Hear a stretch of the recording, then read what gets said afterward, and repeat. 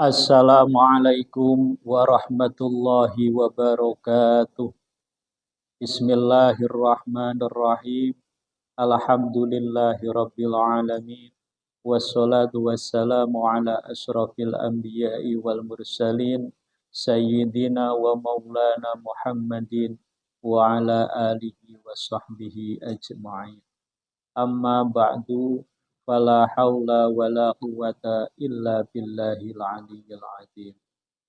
Para pemirsa, jamaah acara Ramadan Karim, Majelis Fakih Cabang Nahdlatul Ulama Kecamatan Paku yang dirahmati Allah Subhanahu wa Ta'ala. Yang pertama, saya mengucapkan syukur kepada Allah Subhanahu wa Ta'ala dengan ucapan Alhamdulillahirabbil alamin. Mudah-mudahan acara ini benar-benar diberi keberkahan oleh Allah Subhanahu wa Ta'ala. Yang kedua, salat dan salam mudah-mudahan tetap tercurahkan kepada baginda Nabi Muhammad sallallahu alaihi wasallam. Mudah-mudahan acara ini menjadi salah satu sebab kita dijadikan umat yang berhak menerima syafaat dari Nabi Muhammad sallallahu alaihi wasallam mulai ini saat, besok di kubur, sampai di akhirat. Amin. Allahumma amin. Jamaah acara Ramadan Karim, Majelis Fakih Cabang Nahdlatul Ulama Kecamatan Paku yang dirahmati oleh Allah Subhanahu wa Ta'ala. Salah satu makom daripada ilmu tasawuf adalah sabar.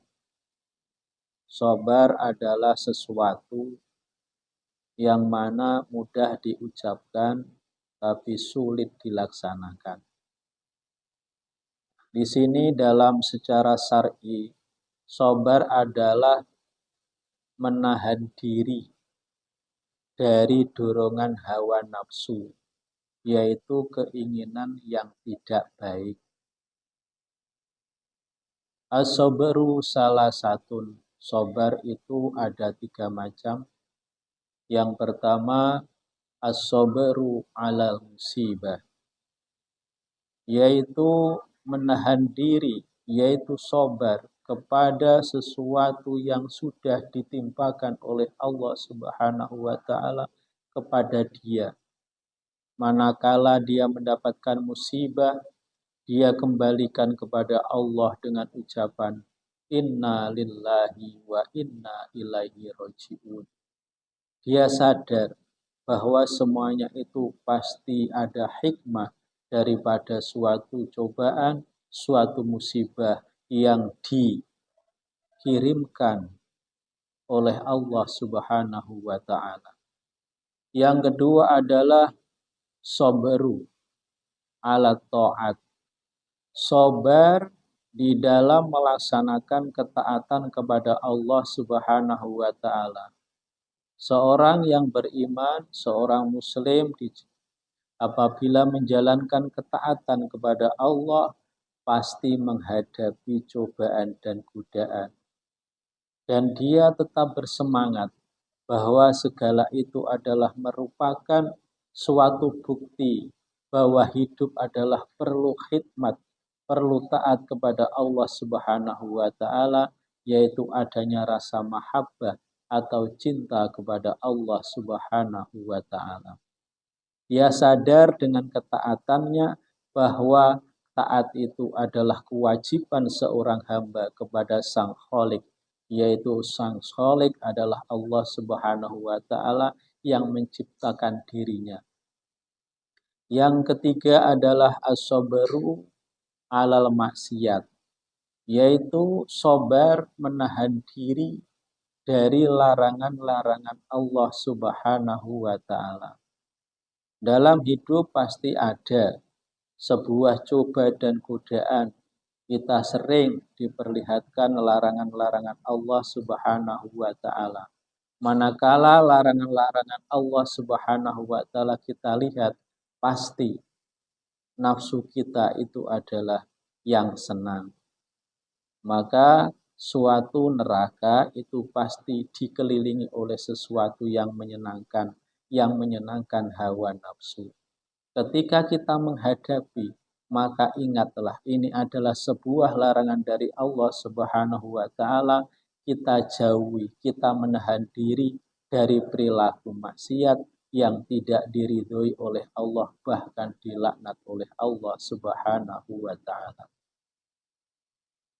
Dalam hidup pasti orang itu menemui antara dua sisi.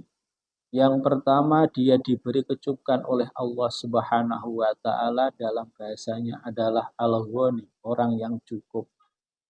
Yang kedua adalah al-fakir, dia diberi serba kekurangan oleh Allah Subhanahu wa taala. Maka dalam sebuah kitab yang namanya Nurul Burhan li Manaqibi Syekh Abdul Qadir Al-Jailani, Syekh Abdul Qadir Al-Jailani mengatakan, al-faqiru as-sabiru afdhalu minal ghaniyyish syakir. Bahwa fakir dengan melaksanakan kesabaran itu lebih utama daripada orang yang kaya yang melaksanakan syukur. Bahwa kita tahu, maka kewajiban bagi orang yang fakir sebaiknya adalah dia bersabar atas apa yang terjadi, atas apa yang menjadi takdir dari Allah Subhanahu wa taala. Janganlah mengeluh, kita sabar, pasti suatu saat akan diberi kenikmatan oleh Allah. Yang kedua, al-faqiru as-sabiru asyakiru afdalu minal kulli. Ini tingkatan yang sangat tinggi derajatnya. Bahwa apabila orang yang fakir, yang sabar, yang syukur kepada Allah, dia itu lebih utama dari segala sesuatu, yaitu seluruh makhluk yang diciptakan oleh Allah Subhanahu wa taala.